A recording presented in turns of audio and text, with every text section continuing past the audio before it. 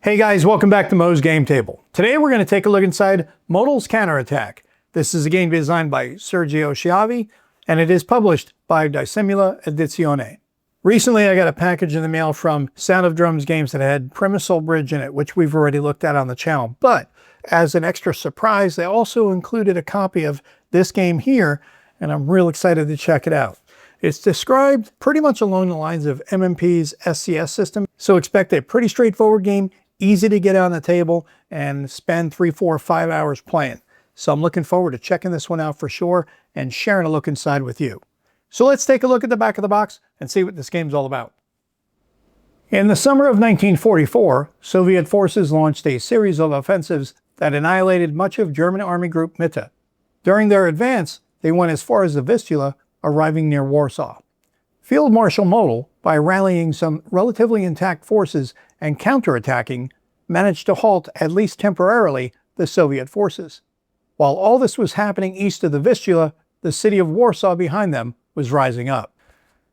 For components, we get a 22 by 34 inch map, 350 counters, player aids and reference cards, setup and reinforcement cards, and a rulebook in both English and Italian, as well as a Panzer guide and 2 dice. And we've seen an example of the entire map here, a portion of it on the side, and then the counters on the middle there. It is rated as low complexity and a high solitaire suitability for ages 14 and up. 3 to 6 hour playing time for 2 players. So let's take a look inside and see what we get.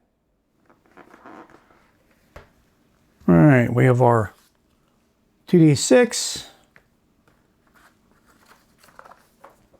our rule book, and I'm just going to go ahead and dump everything out because it's a little bit of a tight fitting box. We have our player aids, our counter sheets, and our map. So let's set up the map and take a closer look at the game. And here's a look at the map that comes with the game. It is a beautifully done, very easy to read map. And here's an interesting thing.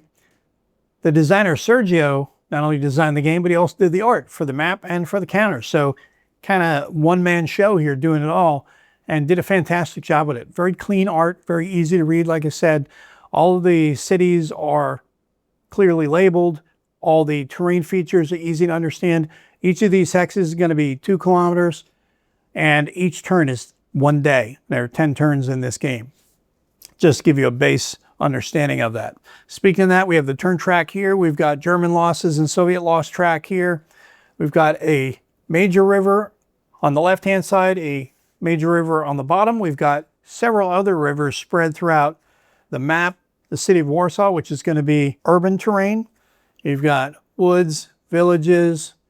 We've got marshes, roads, major roads, railways. All of it very easy to understand. Down here, you've got the movement table for when you're going to be moving from the different entry points. You may see these, that's a bridge, but if you see these little letters right here, like this is C, there's D, E, and F, all the way over there, that's the entry points for the units. And when you want to move from one area to the other, for German off-map movement, you're going to move in the direction of the arrow only.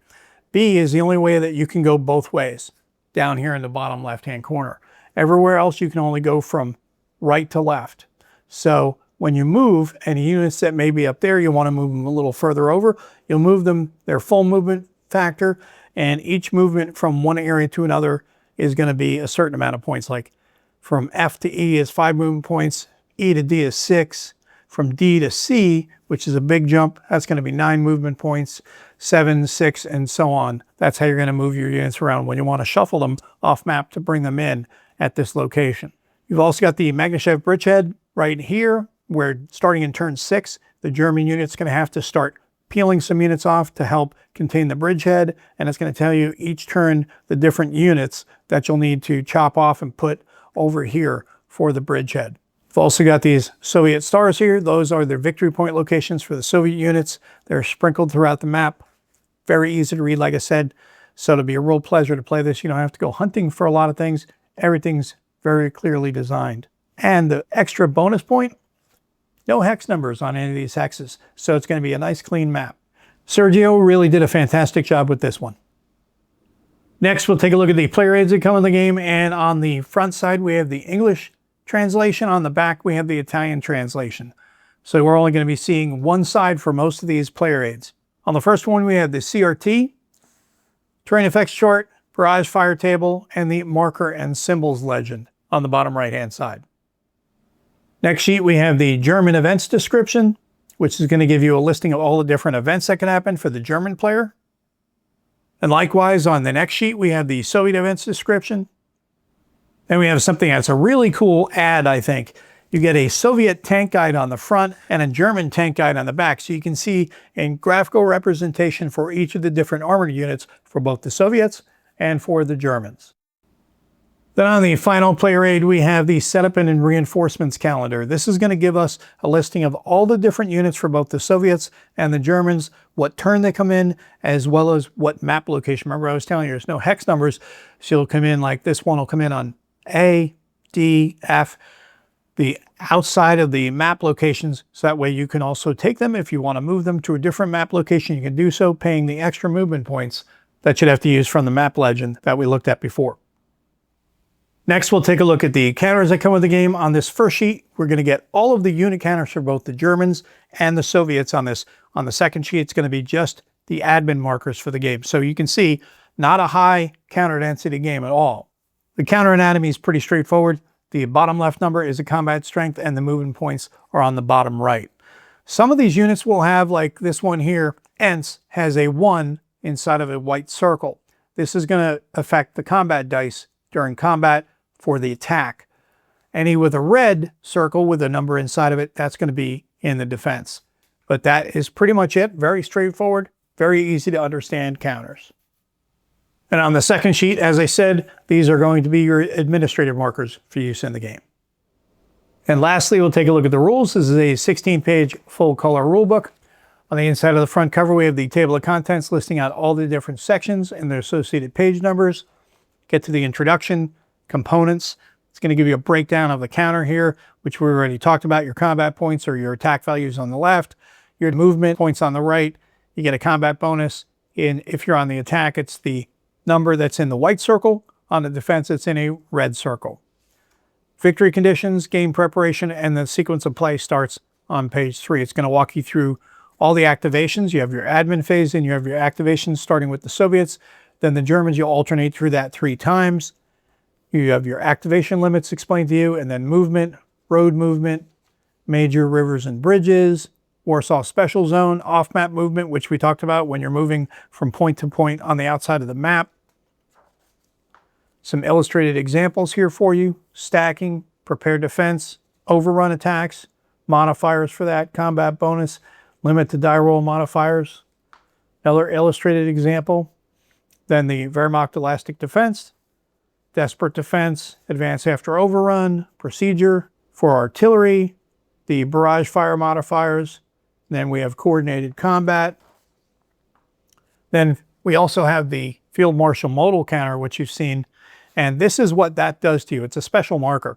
And it allows you to set up coordinated combat even with units that are not adjacent to each other. That allows you to re-roll the dice of a combat.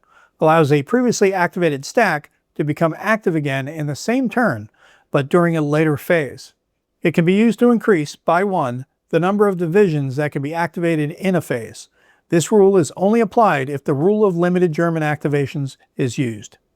And it says here the German player may use only one of these effects per turn.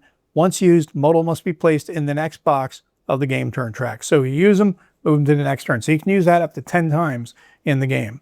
Armored train, reserves, supply, recovery, reinforcements, the Warsaw Uprising, Magnesev Bridgehead, which we talked about, taking those units off for the Germans to help protect the bridgehead from the Soviets. Then we get to events. And then we have the developer's notes from Jack Palanka. Then we have the Order of Battle Notes by Pyotr Pavlovsky. And then we have the bibliography, which is the end of the English rules and the start of the Italian rules. And that is a look at everything you get inside of Modal's Counterattack. This is a game designed by Sergio Sciavi, and it is published by Dissimula Edizioni. As I said before, this was a really exciting surprise to find in the box with Permisol Bridge from Santa Drums. And why it was sent is because Sound of Drums is now going to be handling the production, logistics, and distribution for Dissimula Edizioni, which allows Sergio to concentrate on just game design and the artwork, which is fantastic because this is an interesting little system that could be the start of a long-running series. Like I said before, it's very similar to MMP's SES, and you saw by looking at the rules, low counter density, pretty straightforward rules, type of game you can grok real quick, get on a table, knock it out in an evening, 4 or 5 hours, and you can have a really good time playing the game. So hopefully this is the start of a long-running series from Sergio and Sound of Drums using this same framework. Fantastic components. Looks like a pretty straightforward, easy to read rulebook and a pretty straightforward, easy to play game. Looking forward to getting this one on the table. And it is available now, so if you have not placed your order yet, make sure to get one in and get yourself your own copy before it gets sold out. Well, I hope that helps you guys out if you've been curious about this one. If you have any comments or questions, post them down below. Thanks for tuning in, guys. See you next time.